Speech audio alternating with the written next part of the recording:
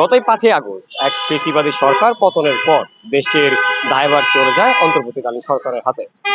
অন্তর্বর্তীকালীন সরকারের এই 6 মাস পার হওয়ার পরে দেশের যে বর্তমান প্রেক্ষাপটে দেখা যাচ্ছে যে বিভিন্ন মানুষ বিভিন্ন দায় নিয়ে সচিবালয়, শাহবাগ এবং বিভিন্ন স্থানে তাদের দায় দাবি নিয়ে কর্মসূচি অনশন করে যাচ্ছেন।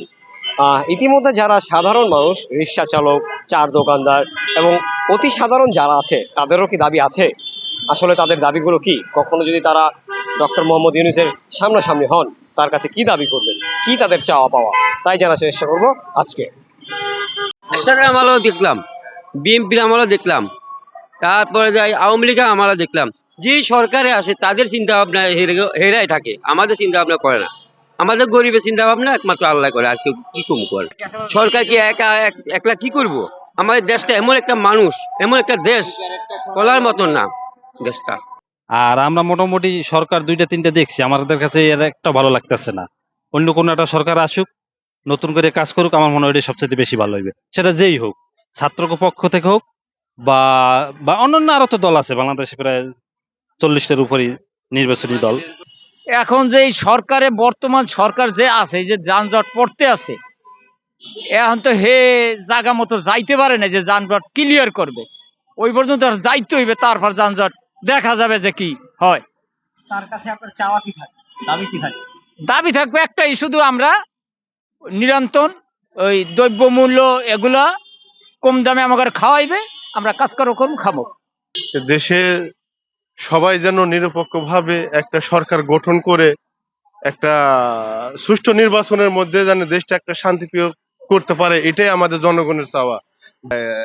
যে রাস্তাঘাট বন্ধ করে বা হইতেছে মানুষের দুর্ভোগ সৃষ্টি করে যে আপনার আন্দোলন করা, এটা আমরা সাধারণ মানুষ কখনো পক্ষপাত করি নাই। আগামী সরকার কিরকম চায়? জনগণের পক্ষে কাজ করবে, নিজের জন্য কাজ করবে? আগামী যে সরকার আসবে নিশ্চয়ই তারা দেশ নিয়ে ভাববে, বা দেশকে জনগণের স্বার্থে যে কাজটা হয় বা জনগণ নিয়ে যে কাজটা করবে তাদেরকেই আমরা তো সাপোর্ট করবো বা তাদেরকেই চাই আমরা। আমার চাওয়া পাওয়া থাকবে, এই নতুন সরকার যে আসবে, এই সরকার যেন আগের সরকারের মতো এরকম সরকারি কাজ যেন না করে, দেশের দুর্নীতিটা যেন না হয়, মানুষ শান্তিতে যেন খায়ে বাঁচতে পারে, সবাই যেমন শান্তি মতো রাস্তাঘাটে চলতে পারে, এটাই আমার দাবি। কেমন সরকার চান? না, সরকার মানুষকে যারা সেবা করবে তারাই তো দেশের সরকার। মানুষের মারে সরকার হওয়া যায় না, যারা মানুষের সেবা করবে এরাই দেশের সরকার।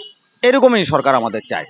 আমরা ওই যে বাড়ি গাড়িও চাই না, কিছুই চাই না, আমরা যেন চলি ফিরি খাইতে পারি। আমরা কোন পাকে 2টা পয়সা কামাই করে পাবো?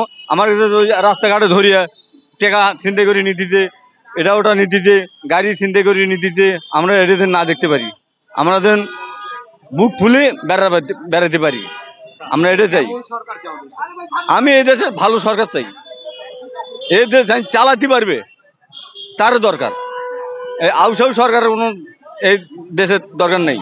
যাই চালাতে পারবে এই দেশটা, যাই মানুষের সেবা করতে পারবে, মানুষের কল্যাণ পাবে, তারও দলের দরকার এই বাংলাদেশে। সংস্কার তো করতে হবে, কিছু তো সংস্কার করতেই হবে, কিন্তু সংস্কার করার নাম দিয়া যে মনে করেন অনেক দূর পর্যন্ত নির্বাচন পিছায় নিবে, এটা সঠিক না। কারণ আপনার নির্বাচন সাধারণ সংস্কার কইরা নির্বাচন দিয়া নির্বাচিত সরকারের হাতে ক্ষমতা হস্তান্তর করা উচিত, আমি মনে করি। এখন মনে করেন এই যে ওই কয় না, মার কাছে টাকা টাকা লাগবে, মার কাছে না চাইয়া ওই ঘর ভাঙচুর করলো, তাহলে তারা মনে করেন টাকাটা চাওয়া হইলো না। আর সরকারের লগে কথাবার্তা বললে সমাধান করবে, রাস্তা অবরোধ করে জনগণকে মানে হয়রানি করে, তো এতে লাভ কি? আপনার সমাধান করতে হবে। উনি তো বলছে যে আমাদের সাথে টেবিলে বসে আলোচনা করেন, সমাধান করেন, এটা হবে। আপনি জনগণকে ভোগান্তি দিলে লাভ কি? এইগুলো আর সরকার আপনার যোগ্যতা লোক, যেমন স্কুল কমিটির মধ্যে মূর্খ লোক বসায় রাখছে, তো সেই তো কিছু জানেই না, ছাত্রকে শিখাইব কি? যোগ্য লোক থাকলে, মেধা থাকলে উনি আরেকজনকে শিখাইতে পারবো, ওইটাই তো। এই জন্য মনে করেন যে যোগ্য লোক লাগবে, শিক্ষিত লোক লাগবে। সাধারণ জনতার মতে কেউ কেউ বলছে সরকারের পরিবর্তন দরকার, কেউ কেউ বলছে সংস্কার দরকার, আবার কেউ কেউ এমনটিও বলছেন যে গরিব মানুষের কোনো সরকার নেই, তাদের একমাত্র আছেন উপরওয়ালা। জামিল হোসেন জিতু, বিউটি বাংলা, ঢাকা।